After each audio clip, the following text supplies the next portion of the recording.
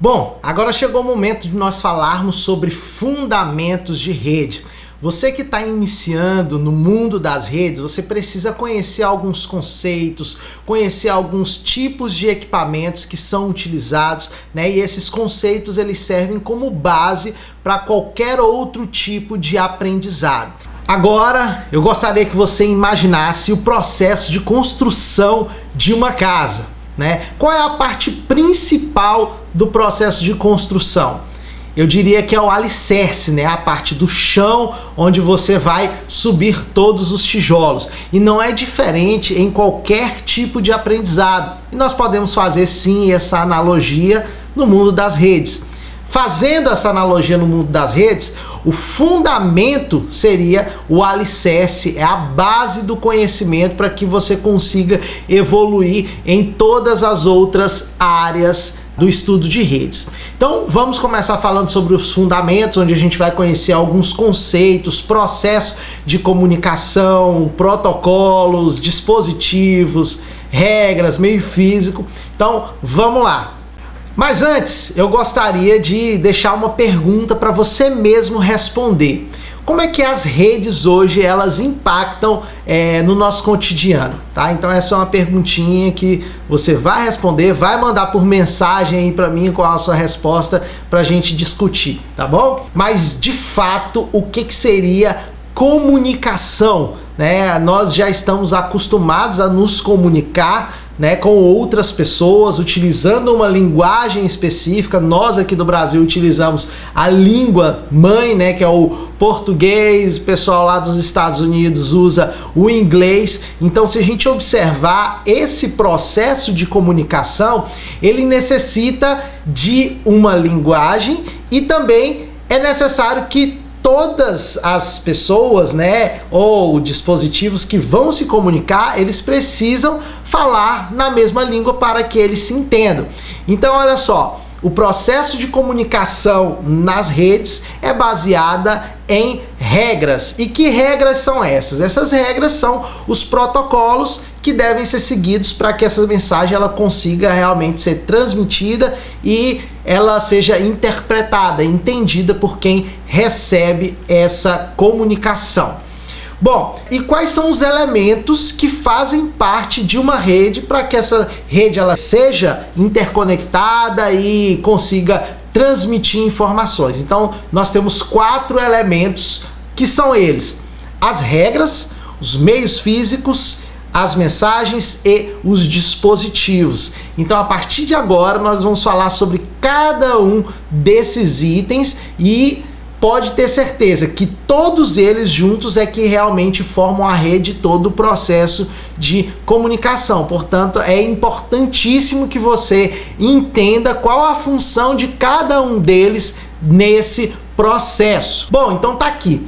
O que seriam as regras, né? Imagina aí você, o que é uma regra?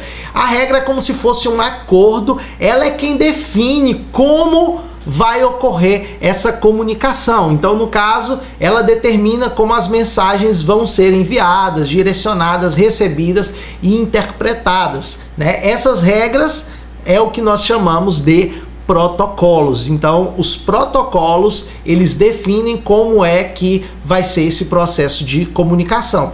Imagina o processo nosso mesmo de comunicação. Se eu for conversar com outra pessoa, se eu estiver conversando com você, nós precisamos definir primeiramente, né, a regra. Qual seria a regra? A linguagem que nós vamos utilizar para que nós dois consigamos nos entender. Então, eu falo português, você fala português, então nós vamos falar e vamos conseguir nos entender. O meio é o que é utilizado para interligar esse processo. Então imagina ali 2 computadores, 2 dispositivos. Qual é o meio que eles utilizam para se comunicar? Pode ser um cabeamento, né? Pode ser o ar através da tecnologia Wi-Fi, né? Então ele serve para interligar dispositivos que possam transportar essas mensagens. No caso do processo comum aqui entre 2 pessoas, o meio que é utilizado para transportar essas mensagens é o ar, né? Então o som da nossa boca ele se propaga no ar até chegar no ouvido da outra pessoa. Então dá para fazer realmente essa analogia de processo de comunicação. A mensagem naturalmente é a informação propriamente dita que vai circular nesse meio. E quem são os dispositivos? Os dispositivos são os equipamentos de rede, como dispositivos finais, que são computadores, notebooks, tablets, qualquer dispositivo que se conecta através da rede. Então, recapitulando, nós temos 4 elementos e esses elementos eles são fundamentais para que a rede de computadores funcione. Primeiro é o dispositivo, computadores, celulares. O dispositivo, ele precisa enviar uma mensagem, ele precisa criar essa mensagem, a informação vai ser compartilhada. Essa informação só pode ser compartilhada através de um meio, que pode ser cabo, que pode ser o ar, através das tecnologias Wi-Fi ou Bluetooth. Nós também precisamos de regras para que o dispositivo que enviou a mensagem, ele garanta que essa mensagem vai chegar perfeitamente, vai chegar tudo certo e o dispositivo do outro lado, ele vai conseguir entender essa mensagem, tá? Então, são esses 4 elementos fundamentais para que uma rede aconteça. E uma coisa que é interessante falar aqui é que muitas pessoas ainda confundem rede de computador com internet. É possível ter rede de computador sem internet? Sim, naturalmente. A rede de computador é como os dispositivos se interconectam entre si.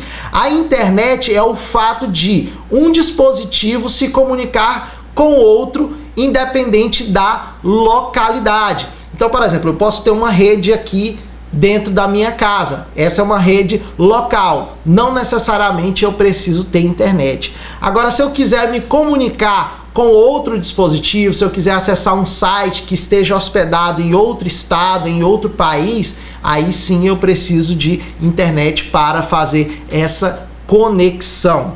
Bom, no estudo de rede você vai observar que vão existir diagramas, vão existir nomenclaturas e vão existir também simbologias de equipamentos, né?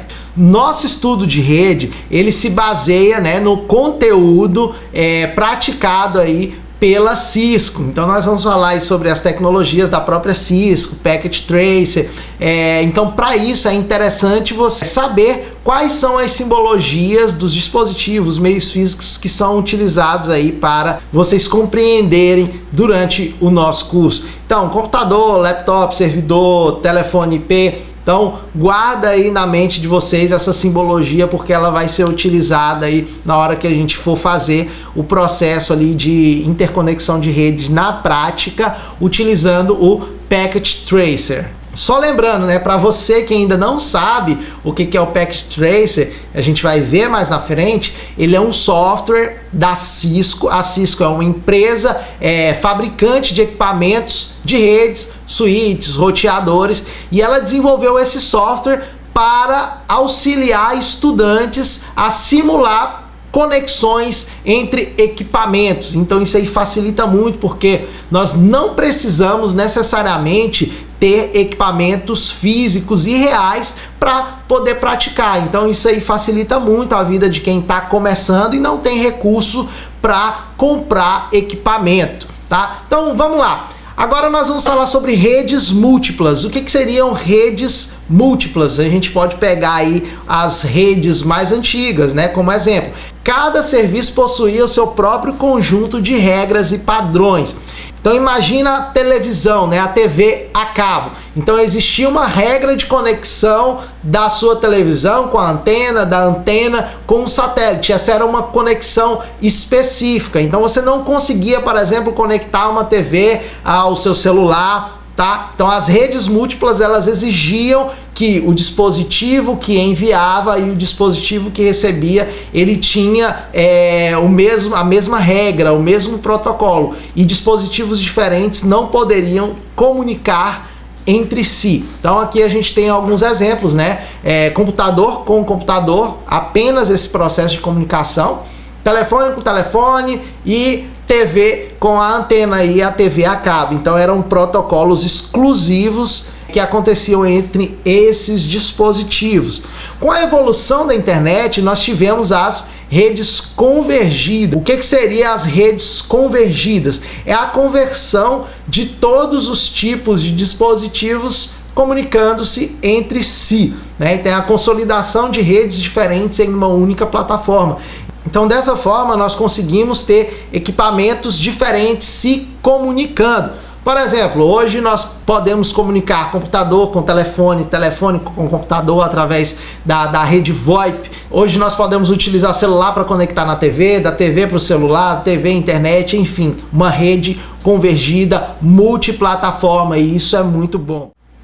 Para que nós consigamos garantir a qualidade das conexões de rede, nós precisamos entender a arquitetura, como é que está projetado toda a estrutura da nossa rede, tá? Então existem 4 elementos que dizem respeito a essa arquitetura que nós precisamos entender para realmente garantir e analisar se uma rede realmente ela vai ter qualidade.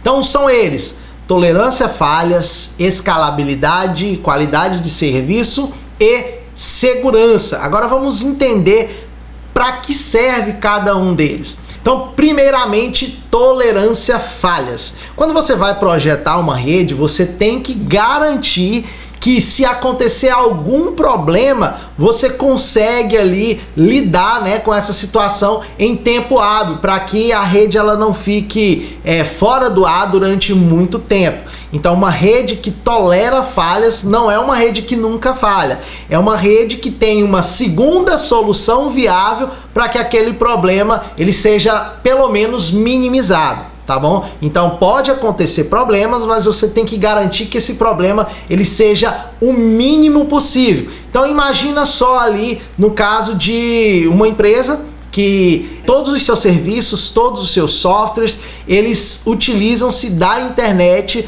para que os seus colaboradores trabalhem. Se você ficar sem internet, o que acontece? A empresa toda para. E algumas empresas, se pararem por 1 hora, 2 horas, elas levam prejuízos enormes. Por isso, então, é muito necessário que nós consigamos garantir que esses serviços eles estejam disponíveis no tempo mais hábil possível, tá? Então, a tolerância a falhas limita o impacto de uma falha, seja de hardware ou software. Na imagem aqui, nós temos um exemplo de uma aplicação que nós fazemos para garantir a tolerância a falhas, que é a redundância. O que seria a redundância? No caso ali tendo 2 equipamentos recebendo internet, eles conectados entre si, caso haja falha em um, o outro já entra em operação para garantir a disponibilidade dos serviços daquela empresa. A escalabilidade. É natural que todas as empresas que estão começando, futuramente elas podem crescer, podem precisar de maior número de colaboradores, maior número de equipamentos, a rede aumenta, os usuários aumentam, então é necessário que você garanta que a sua rede ela seja escalável, ou seja, que conforme o passar do tempo você consiga crescer essa rede sem causar impacto no que já existe, né? Então hoje, para a gente garantir qualidade de rede, é necessário que a gente faça todo um projeto, especialmente para computadores. É importante que nós utilizemos cabeamentos físicos, né? Algumas empresas já utilizam-se de Wi-Fi, nós já temos tecnologia Wi-Fi muito avançada que permite aí uma certa segurança, mas ainda assim, em questão de qualidade de rede e de segurança, o melhor é utilizar-se de meios físicos como o cabeamento. E o cabeamento hoje ele passa por dentro das paredes, né? Tanto é que as empresas quando vão fazer o seu projeto do prédio, é necessário fazer um projeto de rede onde esse cabeamento vai passar internamente, certo? Se durante esse projeto você não olha para o futuro e já deixa disponível ali a possibilidade de crescimento, futuramente a sua rede ela vai virar uma gambiarra, como a gente vê aí em muitos locais, né? O cara passou um cabo só para uma sala, para um departamento, e aí lá naquele departamento ele vai ter que colocar um switch, né? E aí a gente vê uma rede totalmente cascateada, né? E aí a gente acaba tendo vários gargalos nessa rede. Então, para nós como profissionais da área de redes, nós temos que mostrar essa visão para os nossos clientes e dizer realmente que se houver futuras mudanças, expansões e essa rede ela não estiver preparada, o gasto vai ser muito maior. Agora, tratando-se de qualidade de serviço. A qualidade de serviço é um item bem importante e para você garantir essa qualidade de serviço, a gente trata mais na área do software. Vou dar um exemplo para vocês. A qualidade de serviço ela assegura que as prioridades sejam correspondentes ao tipo de comunicação. Então imagina dois tipos de comunicação: o processo de entrar em um site e o processo de fazer uma ligação através do VoIP, né? Voz sobre IP. Qual desses dois processos de comunicação necessita maior prioridade?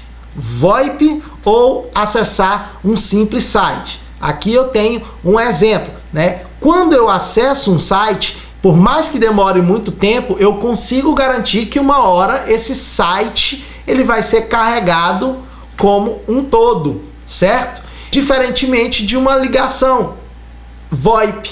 Por quê? Porque se você perder uma parte da fala da pessoa, essa mensagem ela não vai ser replicada novamente. Então, comunicações em tempo real exige muito mais de banda de internet. Então, é necessário que a sua rede tenha QoS e esse QoS ele garanta que as prioridades vão ser definidas de acordo com o tipo de comunicação. Quarto e último item da arquitetura de rede que garante a qualidade da sua rede é a segurança.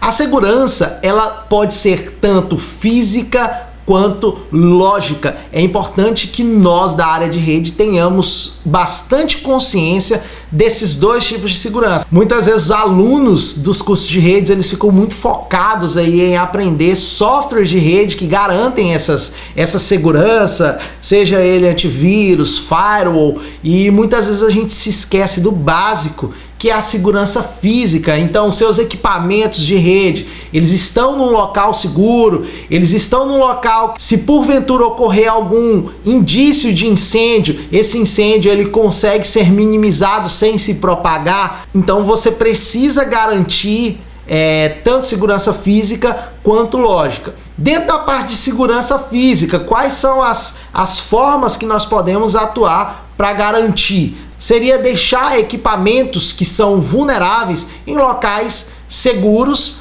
tanto com permissão de acesso para pessoas somente autorizadas. É necessário também que ele seja seguro, com proteção contra incêndio, sistema de alarme quando a temperatura não estiver adequada, né? Você precisa ter uma sala de equipamentos totalmente segura.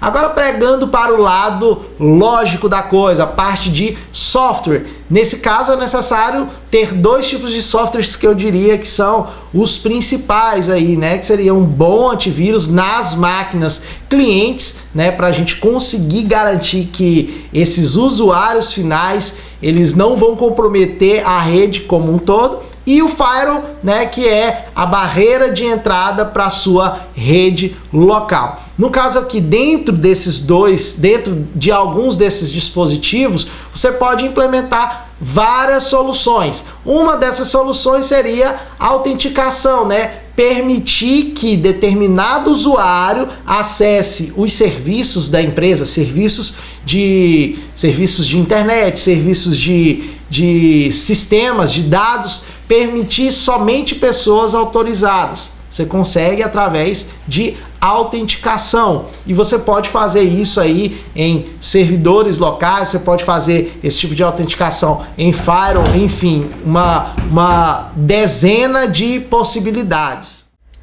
Medidas básicas da segurança da informação.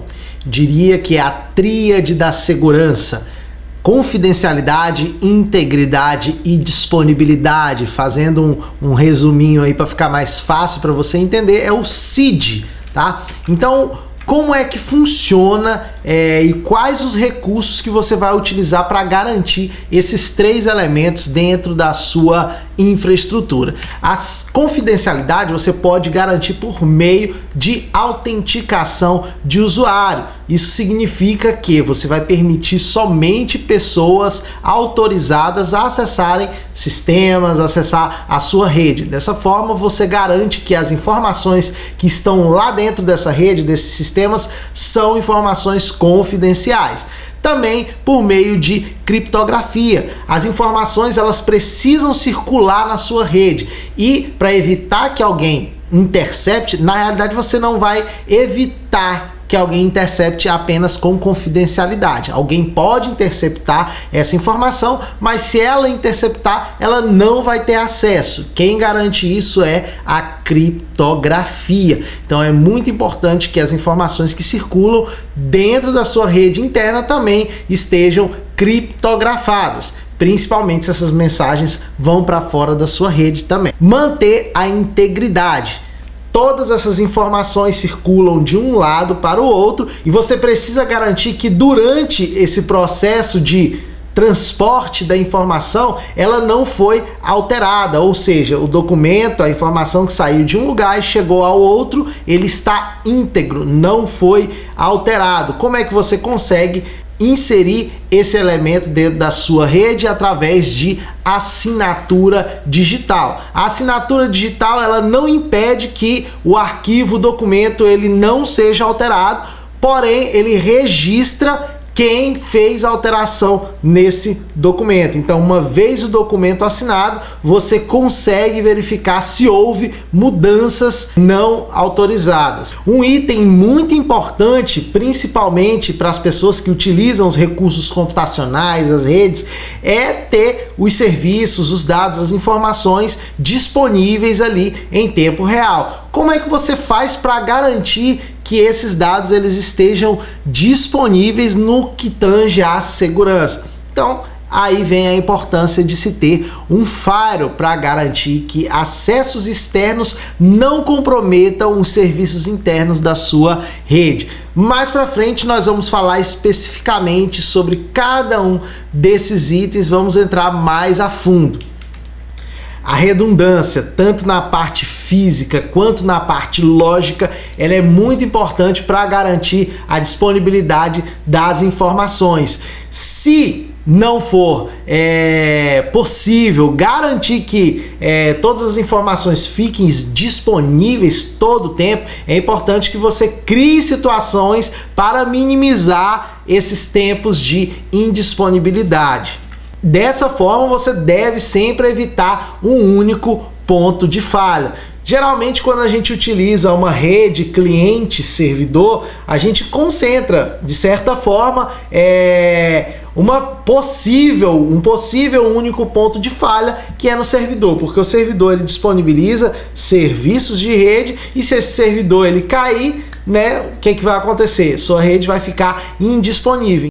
Um item que garante hoje a grande conectividade e grande tráfego de informação é a segmentação de dados. Se não fosse ela, hoje nós não teríamos a grande evolução na velocidade das comunicações. Mas o que seria a segmentação de dados? Então imagine que antigamente nós tínhamos um arquivo muito grande, imagine aí um arquivo de 1 GB, e esse arquivo ele sendo transferido por um único meio físico de um ponto a outro. Você conseguiria ter tanta velocidade se comparado, por exemplo, dividir esse arquivo de 1 GB e todas essas partes elas serem enviadas por vários caminhos diferentes e quando chegar no destino final, essas partes serem remontadas? Então, já viu aquela frase que diz dividir para conquistar? Então essa foi uma das grandes sacadas na questão da comunicação e na possibilidade do aumento da velocidade das conexões.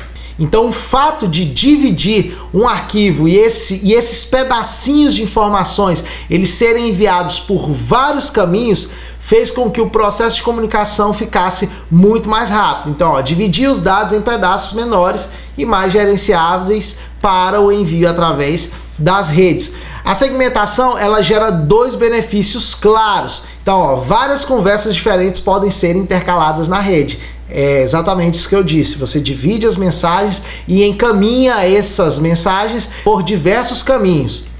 Então tá aí, olha só, a comunicação da mensagem, diversas comunicações são intercaladas, dividindo a largura de banda com cada usuário. O processo de multiplexação, ele auxilia a segmentação de dados. Então a segmentação de dados são os dados, né, do arquivo subdivididos em pequenos pedaços, e a multiplexação é que permite você intercalar esses pedacinhos de informação em vários caminhos diferentes da sua rede. Uma das principais vantagens é que, se parte dessa mensagem ela falha, ela vai ser reenviada, ela vai ser retransmitida, ou seja, existe um protocolo que cuida exatamente desse processo, verifica se houve falha na transmissão. Imagina que você tem um arquivo para ser transmitido, esse arquivo foi segmentado em 10 pequenos pedaços, faltou lá no destino final, faltou o pacotinho 2 e o pacotinho 3. Existe um protocolo que identifica quais foram esses pacotes, esses segmentos que faltaram e faz o reenvio. É um processo um pouco complexo, mas que garante realmente que a gente tenha uma comunicação muito eficiente.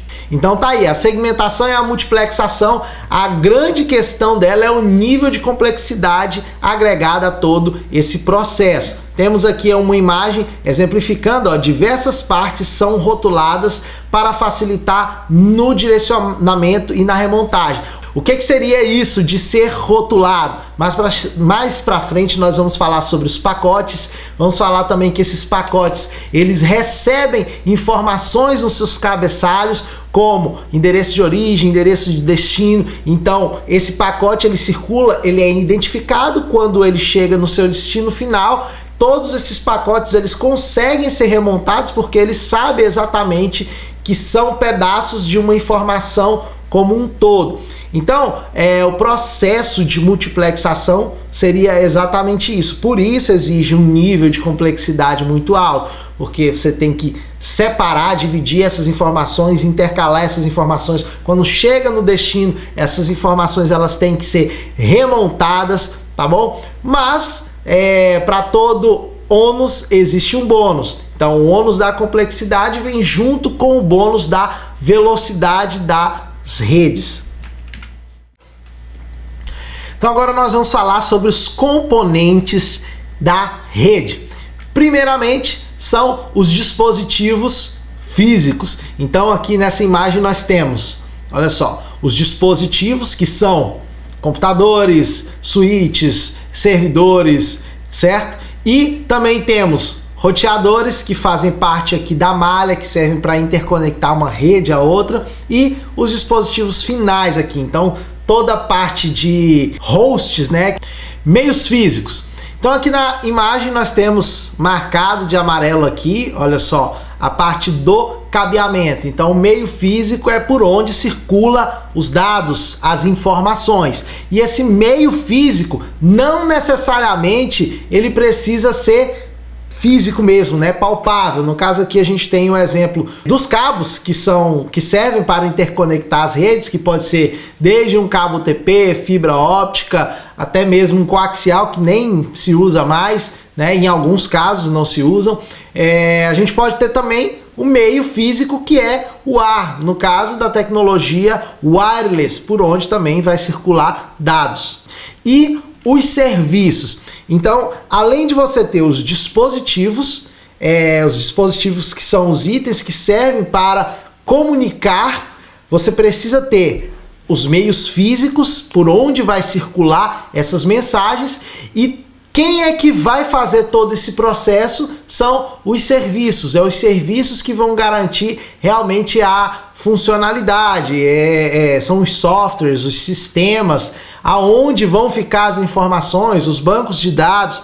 Então aqui, olha só, exemplos de serviços. Então a gente tem aqui um site na web, dentro de um switch nós temos regras que são aplicadas, protocolos. Dentro dos roteadores nós temos programações de roteamento, rotas, enfim, uma série de componentes lógicos que fazem toda a operação dessa comunicação. Então aqui fazendo um apanhado geral do que nós aprendemos de componentes de rede, nós temos os dispositivos, são elementos físicos ou hardware de rede. Já falamos, são computadores, hubs, switches, roteadores.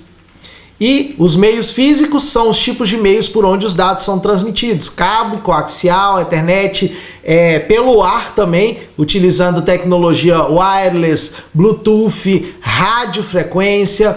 Temos também aí os serviços que são os programas de comunicação que podem ser softwares desktop instalado na sua máquina, até softwares web ou até mesmo a parte de roteamento, as regras e protocolos que gerenciam toda a parte da rede em si. Então vamos falar agora sobre os dispositivos, quais são esses dispositivos, quais são as suas especificações e para que cada um deles serve. Então é bem importante nós conhecermos esses dispositivos porque vão estar muito presentes nas interconexões de rede. Bom, primeiramente os equipamentos, vamos falar aqui de uma forma bem geral, nós temos as placas de redes, hubs, switches, roteadores, modems, repetidores.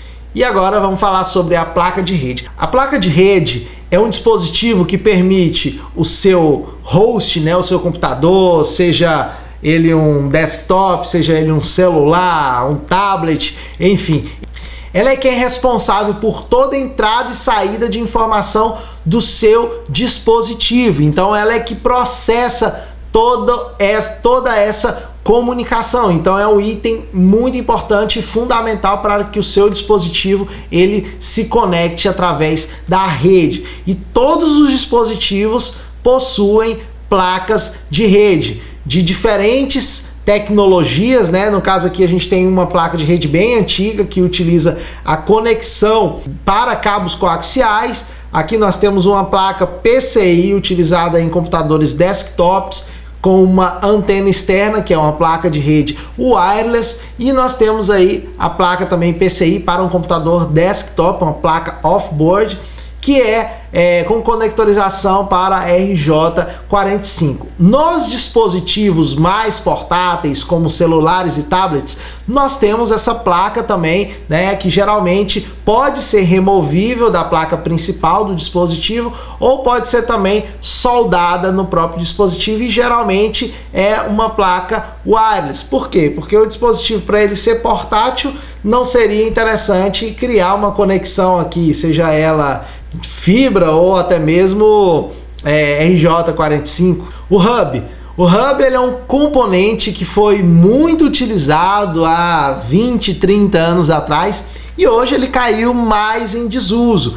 Então vamos entender um pouquinho de como é o princípio do funcionamento do hub. Então imagina que você antigamente, né, queria interconectar computadores, você precisava de um dispositivo que permitisse isso. Então, há 20, 30 anos atrás, o hub era o equipamento mais utilizado. Só que ele caiu em desuso por causa da sua ineficiência. Então, como é que funciona o princípio do hub? Aqui nós temos uma imagenzinha que mostra como o hub ele interconecta as máquinas. Então, na realidade, o hub ele é um dispositivo basicamente que ele cria uma conexão com todas as máquinas e quando uma máquina quer se comunicar com outra, ela dispara a informação para todas as máquinas que estão conectadas no hub. Então imagina que essa maquinazinha aqui, a primeira máquina quer se comunicar com a última máquina. Ela não consegue enviar essa informação diretamente para a última máquina utilizando o dispositivo hub. Ou seja, ela vai disparar essa informação em broadcast. O que seria broadcast? Ela vai pegar essa informação, vai enviar para o hub e o hub vai distribuir para todas as máquinas. Exatamente isso. Então é por isso que ela é tão ineficiente. Ele não consegue enviar uma informação unicast. O que seria isso, né? O unicast é enviar de um dispositivo diretamente para aquele dispositivo que você quer. Então ela dispara para todos eles ao mesmo tempo. Agora imagina todas essas máquinas querendo se comunicar ao mesmo tempo.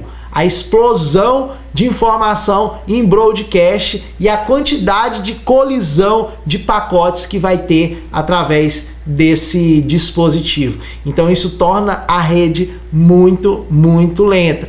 Então, para resolver o problema de conectividade do hub, se criou um dispositivo mais inteligente, que é o switch. O switch, ele já é um dispositivo no qual possui gerenciamento, né? Você consegue, através de uma interface ou até mesmo de um prompt de comando, criar configurações específicas, e o princípio de funcionamento dele é muito mais eficiente. Então vamos ver aqui como é que funciona o switch. Então imagina que esse switch aqui é um switch de 24 portas. O computador que está conectado na primeira porta quer se comunicar com a última porta. Como é que funciona esse processo? Quando você tem a primeira conexão no switch, os computadores que estão conectados, eles ainda não se conhecem. Então esse primeiro momento é um momento de reconhecimento. Então o computador 1 vai disparar essa informação apenas uma vez em broadcast para todo mundo, e ele vai conseguir identificar aonde é que está o computador que ele quer enviar essa informação. E toda essa comunicação é armazenada em uma tabela chamada tabela ARP. É uma tabela de resolução de endereço, onde fica armazenado o endereço físico e o endereço lógico de cada um dos hosts, tá? O que é host? O host é qualquer dispositivo que está conectado no switch, seja uma impressora, seja um computador, seja um servidor. Então essa tabela ela vai armazenando os endereços de cada um dos dispositivos que estão conectados nesse switch. Então, passada a primeira vez, né, o primeiro reconhecimento, toda vez que uma máquina ela for se comunicar com outra, ela não vai mais disparar broadcast, não vai mais disparar informação para todo mundo. Ela vai consultar na tabela ARP qual o endereço do dispositivo que ela tem que mandar essa informação. E aí o switch se encarrega de fazer esse trabalho. Envia exatamente para aquele computador, para aquele host dispositivo que você quer enviar. Então isso é uma forma muito mais eficiente de garantir uma qualidade, uma velocidade das conexões, evita muito tráfego de informação, evita muita colisão, perda de pacote. Então as redes, a partir de um certo tempo para cá, foram substituindo os hubs por switches. Além disso, você pode sim fazer outros tipos de configurações para garantir melhores comunicações, mais velocidade, evitar a perda de pacotes e também maior segurança, utilizando-se aí do recurso chamado VLAN, que é Virtual Local Area Network. Nós vamos falar sobre essa criação de VLAN na prática, vamos ver como é que funciona isso utilizando um software simulador que é o Packet Tracer. O roteador.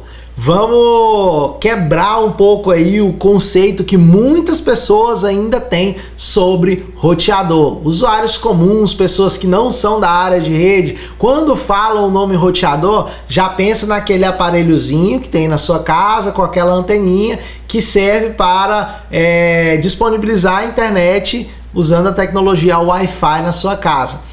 Não necessariamente aquele dispositivo é um roteador, tá bom? Os roteadores utilizados de forma profissional por grandes operadoras, por grandes empresas, ele tem a função de encaminhamento de pacote, tá bom? Então a função do roteador única e exclusivamente é de encaminhamento de pacotes, definir rotas por onde os pacotes de informação vão circular, seja as melhores rotas com menor tráfego ou a menor rota com o menor caminho, enfim, o que vai definir como esse processo vai acontecer é o software, as configurações que tem dentro do roteador. Então, dentro do roteador, nós temos um software que gerencia e que faz esse processo de encaminhamento e de rota.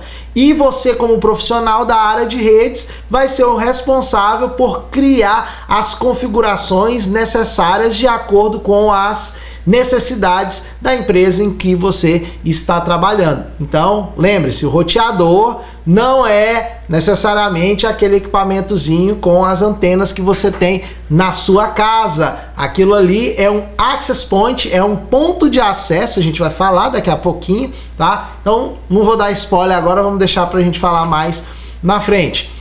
Então, o modem é um equipamento, né, como o próprio nome já diz, que é uma mistura de modulador com demulador. Então ele modula e demodula sinal. Ele é responsável por converter o sinal analógico em sinal digital. Então o sinal que vem da sua operadora até um modem, ele é um sinal analógico, e do modem para o seu dispositivo, para a placa de rede do seu computador, ele é transformado em digital, ou seja, chega sinal analógico, o modem tem a responsabilidade de converter para sinal digital até chegar na placa de rede do seu dispositivo que vai se conectar na internet. Agora sim, chegou os benditos Access Point. Então aqui a gente tem dois exemplos de Access Point, um Access Point que a gente conecta diretamente na tomada, ele recebe um cabo ali, um cabo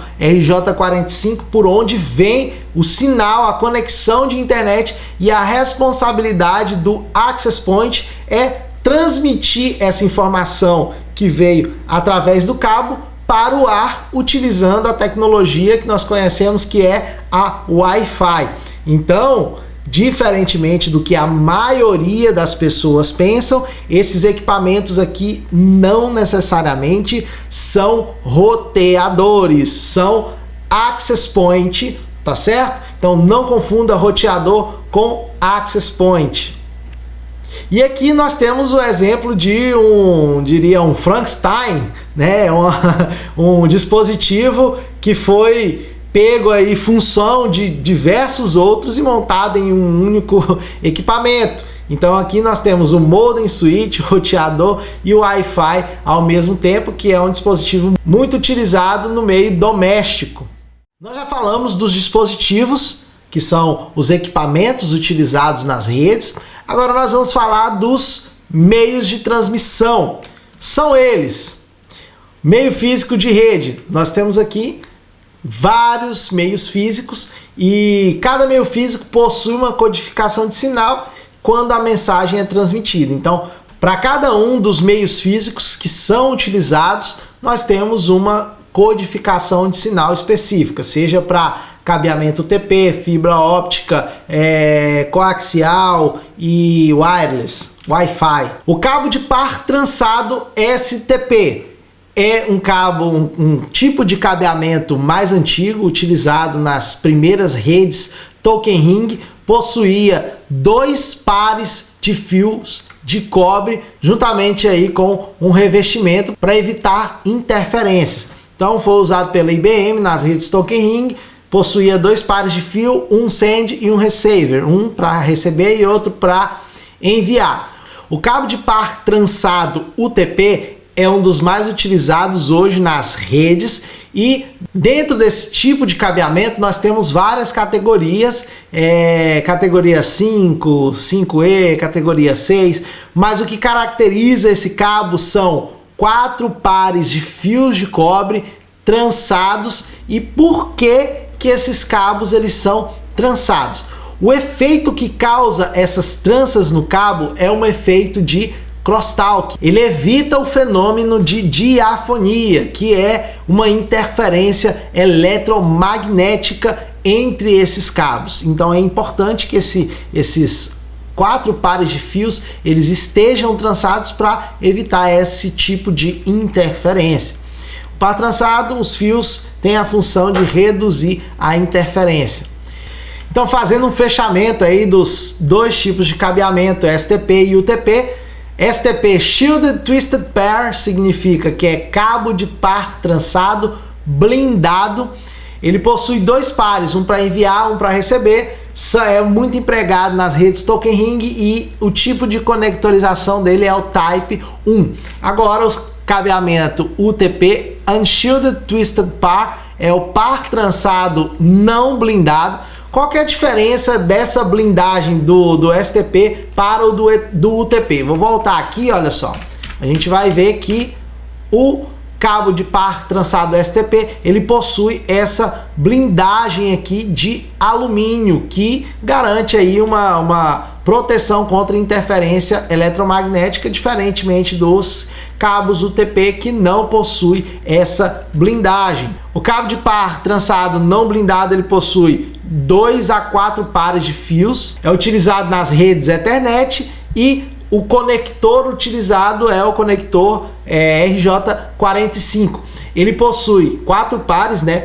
Um par desse é para enviar e o outro par é para receber. Os outros 2 pares servem também para ajudar a evitar interferências eletromagnéticas. Mas algumas pessoas ainda reutilizam esses 2 cabos aí, esses 2 pares, para fazer gambiarra. Já vi demais, olha só, evitem fazer isso. O cara tinha um ponto de rede, apenas um ponto de rede, tinha uma máquina e precisava conectar outra máquina. O que o cidadão fez? Ele não tinha hub, ele não tinha switch, ele pegou, conectou um patch cord lá e ele dividiu 2 pares para uma máquina, 2 pares para outra máquina. E lá no rack do servidor ele fez a mesma gambiarra, colocou 2 conexões RJ45 em um único cabo. A conexão ficou boa? Ficou uma maravilha. Então assim, pessoal, evitem fazer esses tipos de gambiarra. Nós vamos ter aqui um curso específico de cabeamento estruturado, onde nós vamos falar todas as boas práticas para você realmente ter uma infraestrutura de rede de qualidade. O cabo coaxial, aqui nós temos várias imagens do cabo coaxial. Então, o tipo de conectorização, né, utiliza-se o conector BNC. Aqui nós temos um conector T, que era bem utilizado, né, que era utilizado na topologia em barra, onde você tinha um cabeamento central que passava por aqui e essa terminação conectava o dispositivo final, o host. E aqui nós temos a estrutura desse cabo coaxial. Ele tem uma capa de PVC na parte externa, que é uma capa não tão rígida, mas ela não propaga chama. E por dentro nós temos uma blindagem, que é tranças de cobre, seguido de um material dielétrico. Também auxilia para evitar interferência eletromagnética, e o condutor central, que é o cobre estanhado. Esse é um cabo um pouco rígido, não é tão fácil passar esse tipo de cabeamento, dependendo do local que você for utilizar, e ele é bem utilizado aí nas conexões de antenas de TV. Antigamente também se utilizava bastante esse tipo de cabeamento nas conexões a rádio. Então você tinha antena em cima da casa, descia um cabo coaxial e conectava na sua placa de rede. E a fibra óptica, ela tem sido bem difundida nos dias de hoje. Então antigamente era uma tecnologia bem distante da maioria, da realidade das pessoas, era mais utilizados por empresas. Hoje em dia você já consegue, através do equipamentozinho Fiber Home, levar a fibra para a casa das pessoas com preço bem mais acessível que antigamente. E aqui eu tenho alguns exemplos, né? Aqui são fibras ópticas e por dentro, né, nós temos vários cabos com várias fibras. Aqui nós temos os tipos de conectorização de fibra. Um dos mais utilizados aí é o LC PC e o LCAPC, tá? E agora vamos a algumas características da fibra. Bom, apesar do custo dela ter sido bem reduzido, ainda é um custo alto, principalmente se você quer levar esse cabeamento a longas distâncias. Então imagina hoje que já chega fibra na casa das pessoas, mas se você observar no contrato dessas provedoras de internet que levam fibra para casa, eu, por exemplo, eu tenho fibra aqui em casa e sempre que eu faço qualquer tipo de contrato eu leio todas as cláusulas, e eu acho interessante você aí também ler uma cláusula de uma operadora dessa de internet para você entender como é que funciona, tá? Bom, então primeiramente o equipamento que chega na sua casa é em sistema comodato, né? Isso significa que o equipamento ele é da empresa, mas se acontecer qualquer problema durante o período que ele vai ficar com você, você é o responsável, e no contrato existe uma taxa que você paga caso esse equipamento dê problema. É necessário também que você faça um contrato com uma fidelidade de geralmente 12 meses, 18 meses.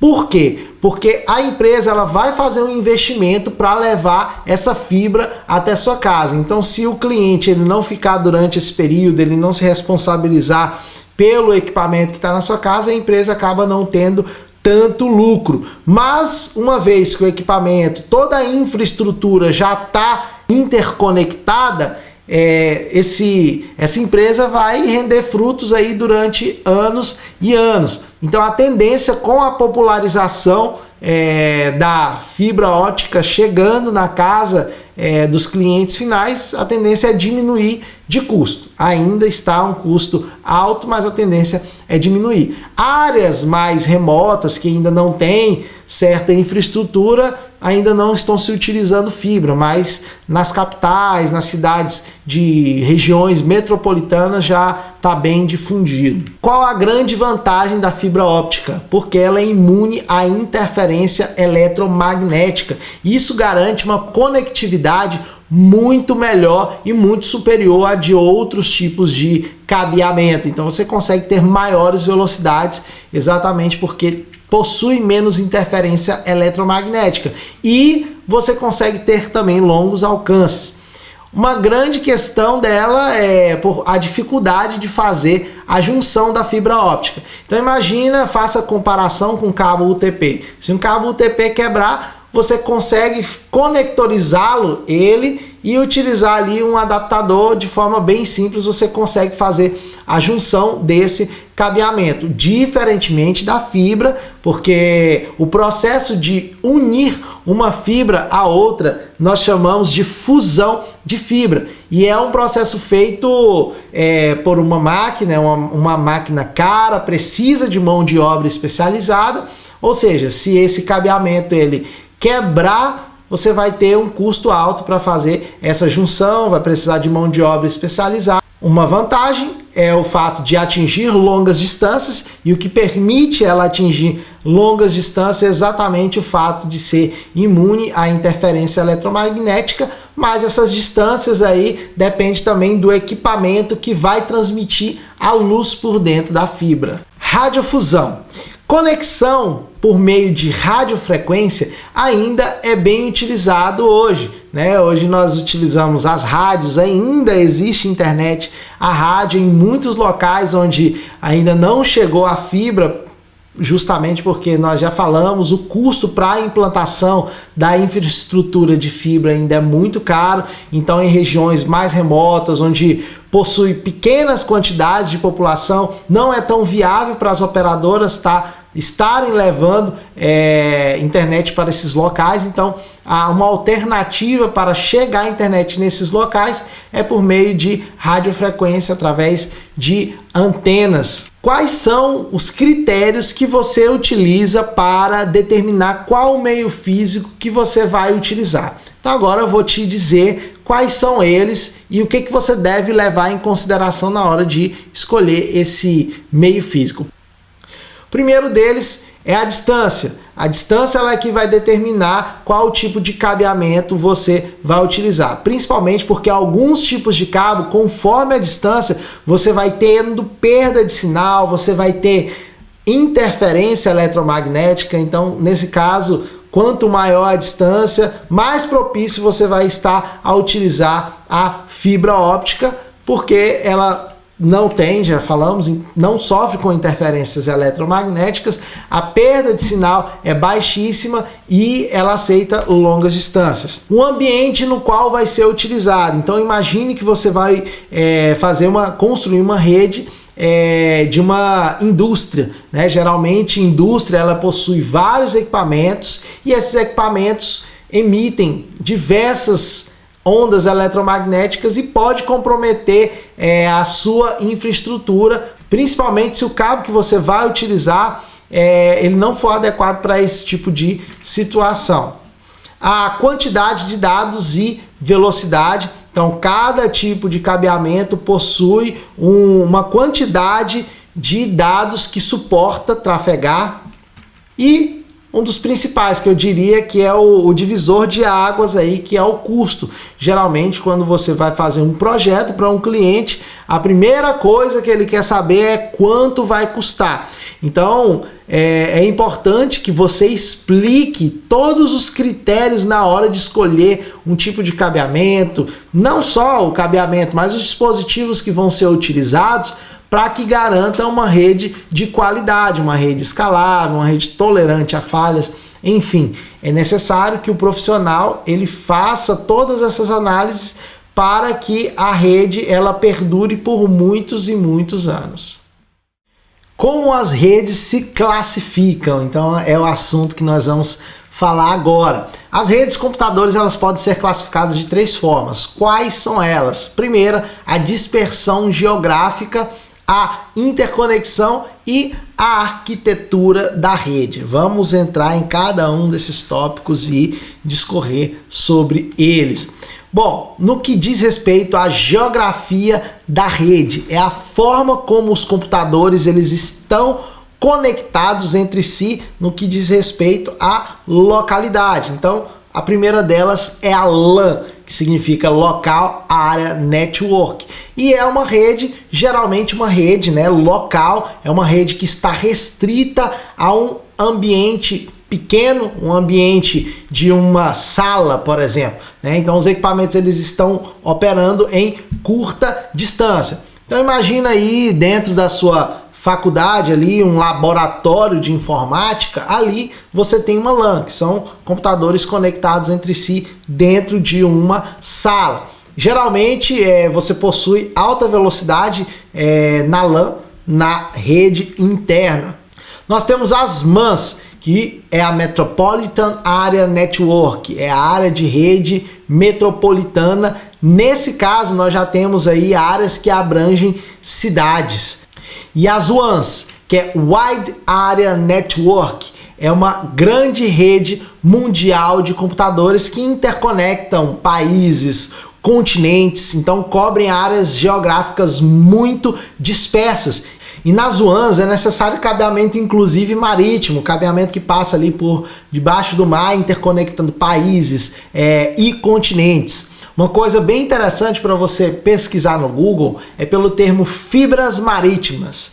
Então você consegue encontrar um mapa de fibras, por onde elas passam, por onde elas estão interconectando os países, os continentes. Então é bem interessante aí para você conhecer. Então aqui eu trago uma imagem que representa bem ao nível macro como é que funciona a dispersão geográfica das redes no que diz respeito a LAN, MAN e WAN. Então tá aqui, olha só, a LAN ela está restrita a um prédio, a uma sala, que é uma área local de rede.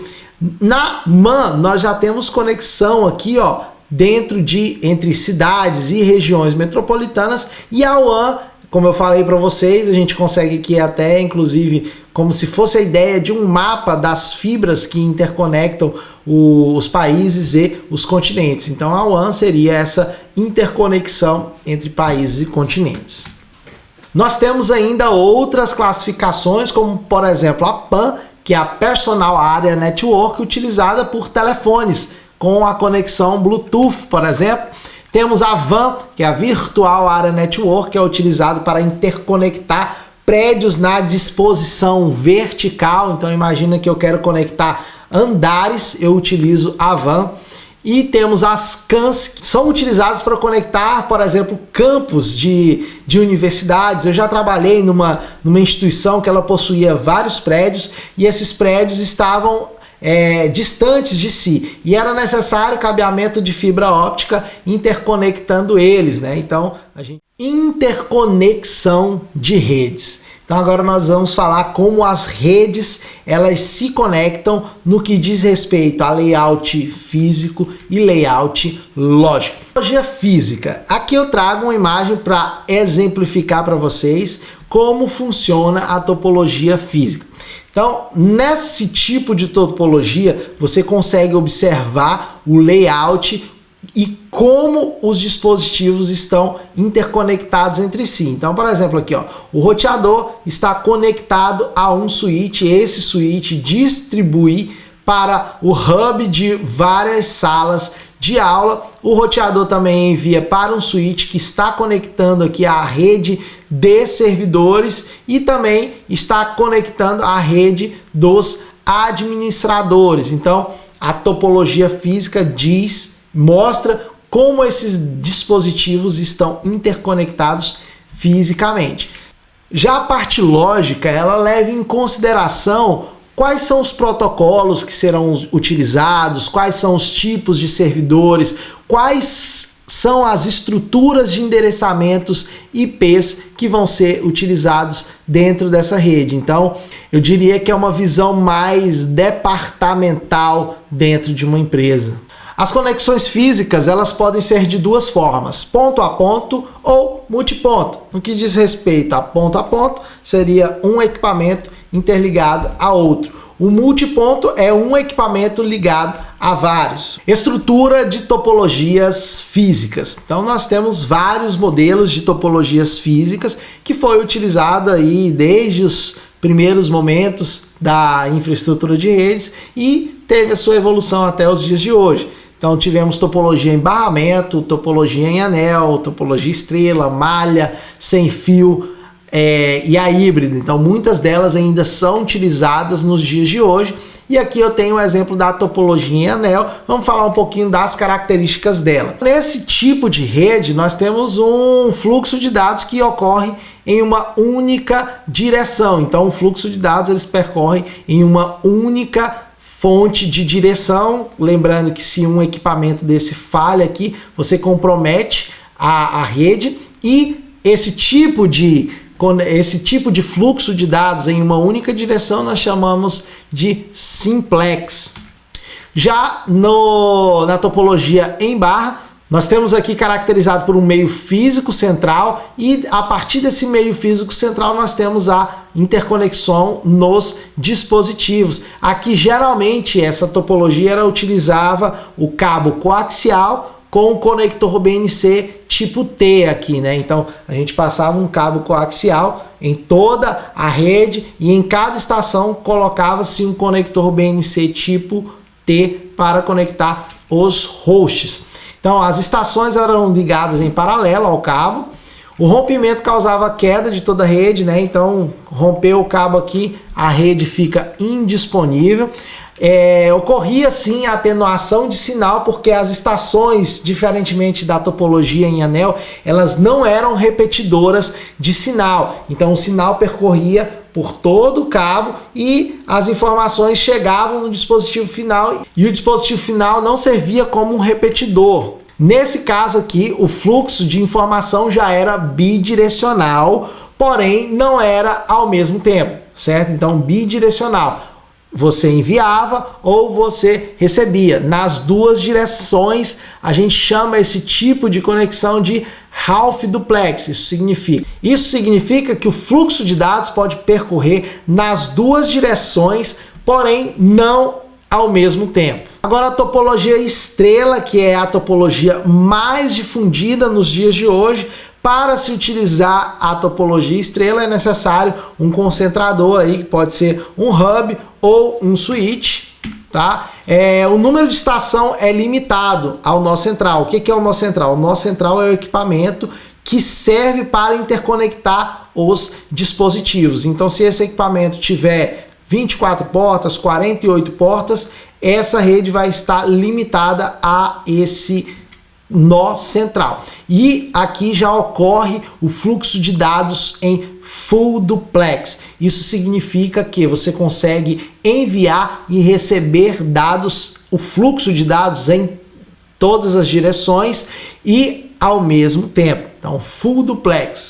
A topologia em malha. A topologia em malha ela é bem interessante porque ela garante bastante tolerância a falhas. Ela é um tipo de conexão bem redundante, então é bem utilizada aí para interconectar roteadores. Os roteadores são os equipamentos utilizados para interligar as redes, e as redes, para que evitem falhas, para minimizar essas falhas, elas precisam de várias conexões. Se uma conexão falha, você vai por outra. Então aqui, por exemplo, o computador, se falhou esse ponto aqui, você consegue chegar através desse e desse, tá? Então a topologia em malha ela garante altíssima redundância, muito utilizada em roteadores para criar rotas alternativas.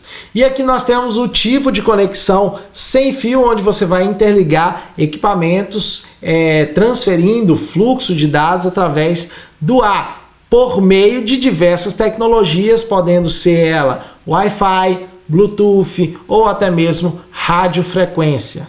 Agora, tratando um pouquinho sobre os problemas da rede sem fio, a segurança da comunicação. Dentro da rede sem fio você tem dois problemas que estão ligados à segurança, que é a segurança física e a segurança lógica.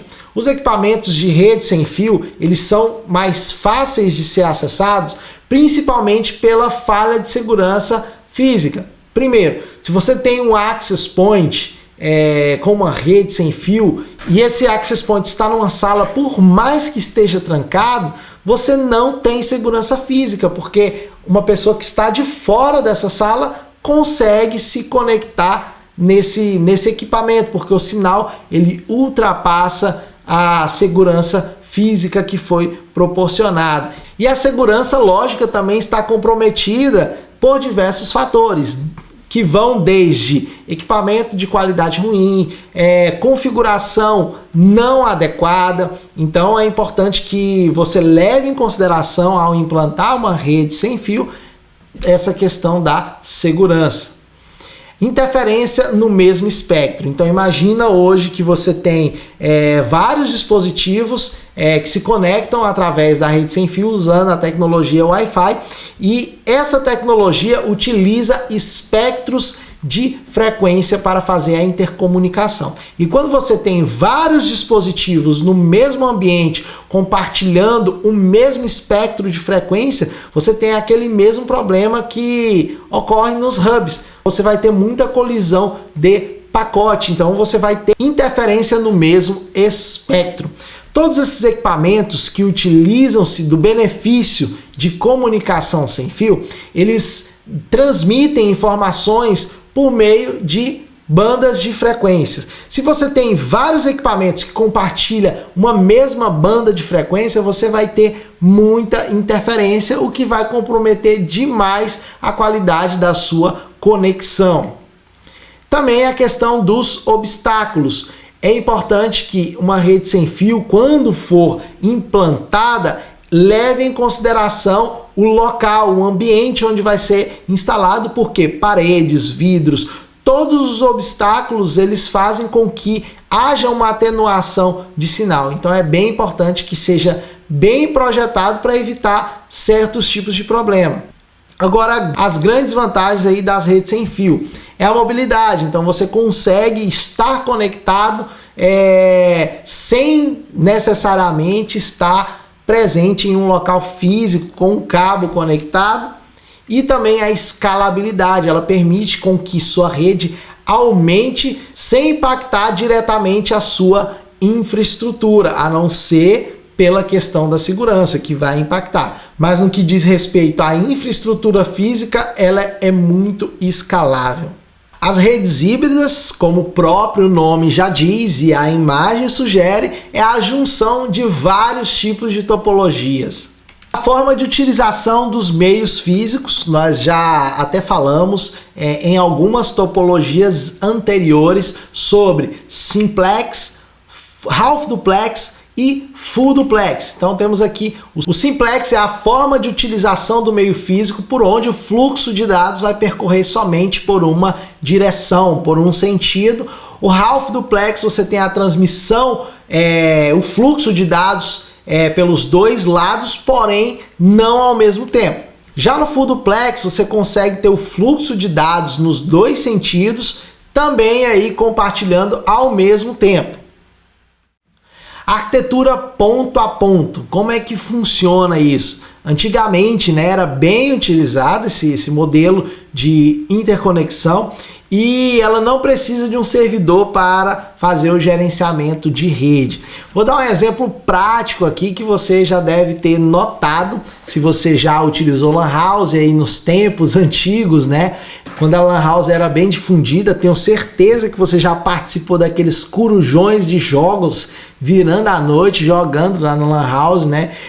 Mas enfim, o que eu quero te mostrar é a visão dessa Lan House, né? Então, antigamente o pessoal falava o seguinte: você queria imprimir alguma coisa numa Lan House, o cara liberava um terminal para você, uma máquina, você ia lá nessa máquina, enviava esse arquivo para um servidor, ele falava assim: olha, envia aqui para o meu servidor esse arquivo que eu vou imprimir.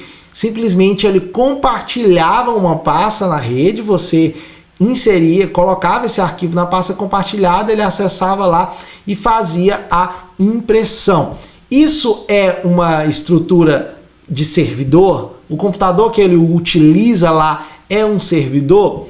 Não necessariamente. O conceito pode até ser, né, uma máquina que recebe informação, que compartilha, mas essa máquina ela não está gerando serviço nenhum, ela não tem nenhum recurso de servidor realmente instalado nela. Então você simplesmente tem uma rede local, compartilhou uma pasta e transferiu o arquivo. Isso nós chamamos de rede ponto a ponto. Tanto é que ele tem que acessar o arquivo, abrir, fazer o processo de impressão manual, diferentemente de uma rede que a gente conhece como cliente-servidor. Vamos falar também sobre esse tipo de arquitetura de rede.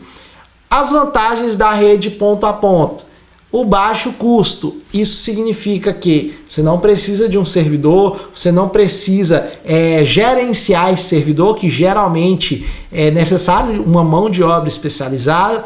Então, o baixo custo, a fácil implementação, você colocou os computadores, interconectou esses computadores utilizando um hub, um switch, você já tem uma rede ponto a ponto. Funciona sem conexão de rede, então não necessariamente você precisa estar conectado à internet.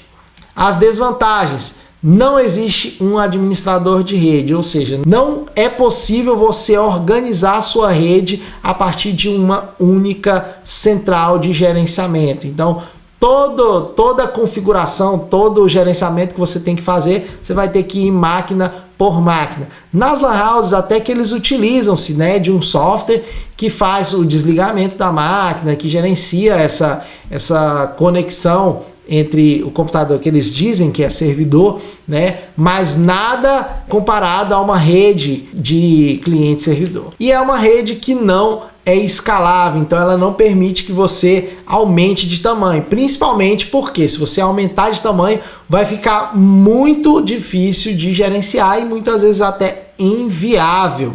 Também a questão da baixa segurança, como cada terminal é independente e não necessita de um gerenciamento de um servidor, então a manutenção de cada terminal tem que ser individual, então torna-se muito mais complexo você garantir a segurança de toda essa infraestrutura. E nós temos agora a rede cliente-servidor, aonde eu tenho uma máquina central responsável pelo gerenciamento de toda a rede. Ou seja, eu tenho serviços implementados que controlam e facilitam o gerenciamento de toda a minha rede. E os clientes são os terminais, né, que acessam os serviços do servidor. Vamos dar alguns exemplos aqui. Serviços de arquivo, serviços de impressão, serviços web. Então, o servidor ele vai poder disponibilizar esses tipos de serviços e vai poder também gerenciar os terminais. Agora vamos falar sobre as vantagens e desvantagens também. A vantagem, as máquinas interconectadas e você gerenciando isso a partir de um servidor, você consegue ter sim um melhor desempenho. A alta segurança, como você consegue fazer esse gerenciamento a partir de um servidor, você garante que todas as máquinas elas vão estar seguindo aquela mesma regra definida pelo servidor. Então, por exemplo, eu posso fazer a instalação e configuração de um antivírus utilizando a rede a partir de um servidor apenas. Posso criar tarefas de instalação, de configuração, de verificação de vírus, enfim, facilita muito o gerenciamento e aumenta a segurança, a manutenção centralizada, como nós já falamos. E as desvantagens, primeiro que é o custo mais elevado, você precisa ter um computador, você precisa também de mão de obra especializada para estar lidando com todas essas configurações e esse gerenciamento, e também você concentra ali os serviços em um único ponto de falha, que é a dependência do servidor. Mas aí você pode utilizar aí os meios de redundância para garantir a disponibilidade dos serviços e você vai resolver essa questão de 100% de dependência aí de um único servidor. Então aqui nós temos alguns exemplos de tipos de servidores. O servidor de arquivo é um tipo de servidor que é utilizado para armazenamento de informação. Então, dessa forma você consegue garantir que todos os terminais, todas as máquinas das redes, elas consigam ter acesso a esse arquivo de forma muito mais simples. Ao invés de ficar passando arquivo terminal por terminal, você concentra isso no servidor e todo mundo acessa o momento em que quiser. O serviço de impressão, então ao invés de configurar máquina por máquina uma impressora, ou até mesmo eu precisar ter uma impressora em cada máquina, eu configuro um serviço de impressão, eu tenho apenas uma máquina por departamento e todos esses computadores eles conseguem fazer envio de impressão para o servidor e o servidor manda para a impressora. Fica muito mais fácil o gerenciamento desse tipo de serviço. Sem contar que não necessariamente você está restrito a uma impressão local. Utilizando um servidor de impressão, você estando aqui em uma determinada região, você pode mandar uma impressão para outro país, para outra cidade, tudo através da rede. Um servidor de aplicação, então hoje a maioria das empresas possuem diversas aplicações que vão de aplicações instaladas na máquina local até mesmo aplicações web. Então você consegue ter um servidor que armazena esse tipo de serviço e disponibiliza para todo mundo da sua rede. Isso facilita demais o trabalho.